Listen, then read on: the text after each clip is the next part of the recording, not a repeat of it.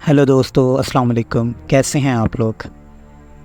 पाकिस्तान के gross development product यानी GDP 348 billion dollars की है, जो कि 99,072 बिलियन पाकिस्तानी रुपए बनते हैं।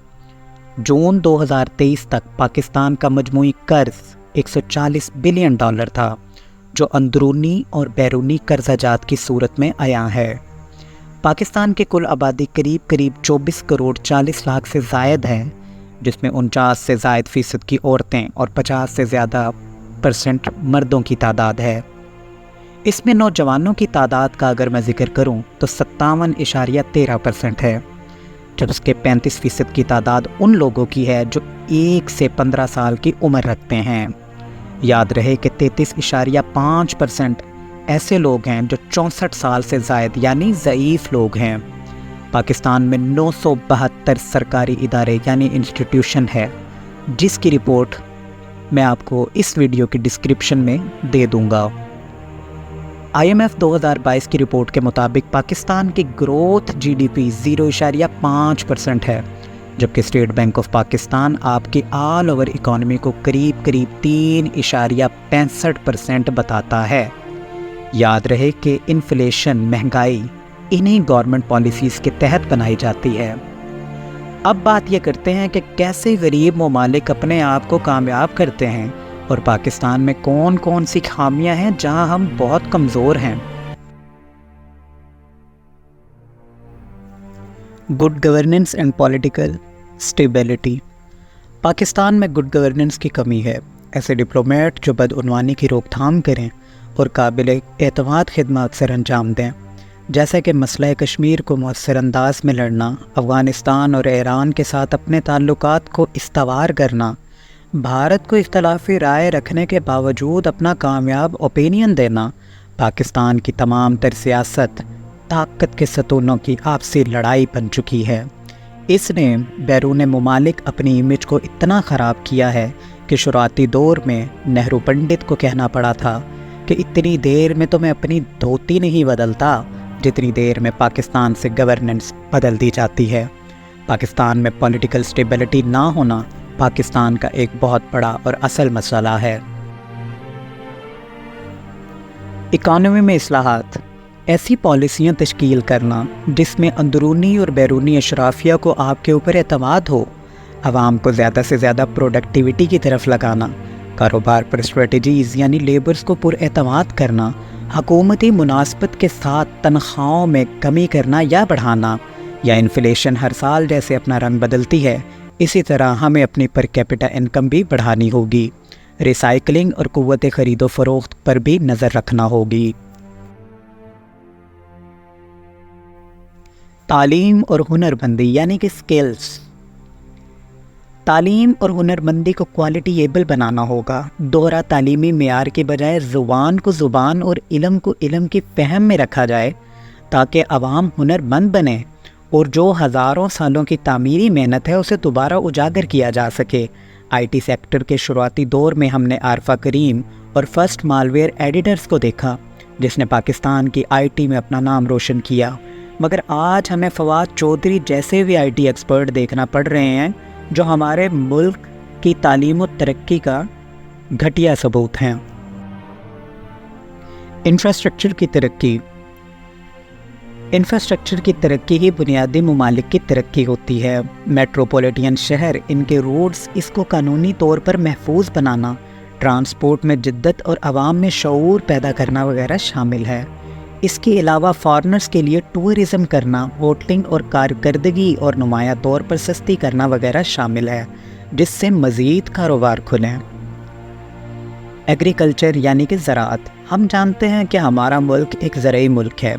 आज भी अयूब एग्रीकल्चर इंस्टीट्यूट की रिसर्च के मुताबिक हमने माली साल 2022-23 में 18% रेवेन्यू बनाने में कामयाब हुए हैं, मगर हुकूमती सतह पर सैलाब की रोकथाम के लिए मुस्तकिल हल ना निकालना, ना ही डिप्लोमेटिक महारत से अक़वाम मुत्तहिदा या सलामती कौंसिल में अपना उन्वान मनाना, या मुसलसल आवाम में बढ़ती हुई जदीद फार्मिंग का जिक्र भी ना करना, और ना ही जदीद मसनूआत का फैलाव करना, ये वगैरह शामिल है।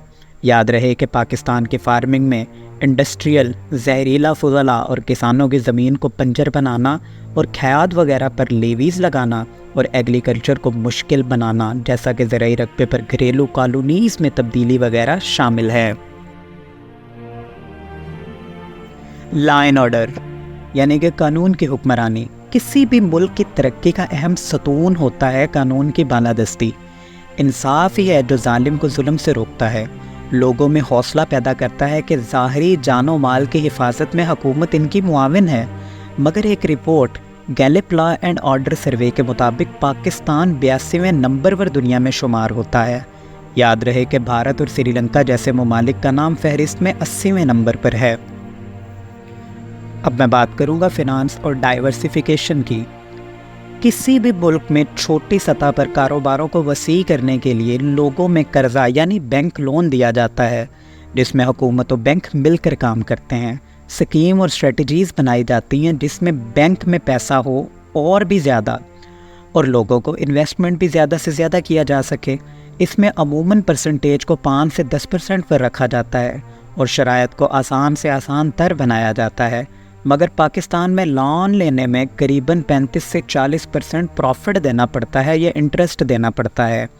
डाइवर्सिफिकेशन की मिसाल समझाने में आप ऐसा समझें कि किसी भी कारोबार में मलबूस एक ही जगह यानी कि एक ही कारोबार में बहुत से लोगों को घुसाना वगैरह शामिल है।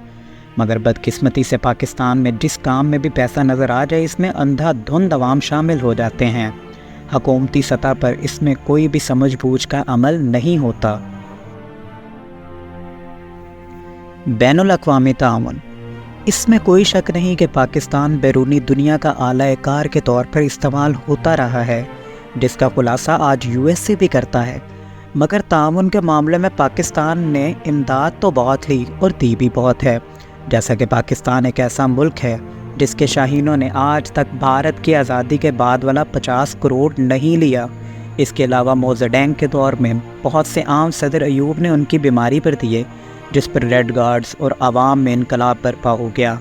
अलावा अज़ीम पाकिस्तान ने जापान के बुरे दौर में इसे जंगी कर्जा भी माफ़ कर दिया था। भारत को कोविड के दिनों में पाकिस्तान से बहुत इमदादी सामान दिया गया। दुबई एयरपोर्ट बनने के बाद एमिरेट्स को 2 जहाज़ भी किराए पर दिए गए। इसके अलावा पाकिस्तान की बैरूनी ताउन की मिसालें ऐसी हैं जिनका सानी दुनिया में नहीं मिलता। माहौलियाती पायदारी। ग्लोबल क्लाइमेट रिस्क इंडेक्स 2020 के मुताबिक पाकिस्तान उन ममालिक की फहरिस्त में 5वें नंबर पर है जहां मौसमियाती तब्दीलियों का सबसे ज़्यादा ख़तरा है। 1999 से 2018 के दरमियान मुल्क ने 152 शदीद मौसमी वाक़यात का मुशाहिदा किया और 3.8 बिलियन अमरीकी डॉलर के बराबर भारी नुकसान उठाया। पाकिस्तान में ये नतीजा माहौल को और आलूदा धुआं, इंडस्ट्रियल पॉल्यूशन, दरख्तों की बेपनाह कटाई, खाद का बेदरेक इस्तेमाल और साफ़ पानी को आलूदा करने से ही मुमकिन हुआ। समाजी बहूत के प्रोग्राम।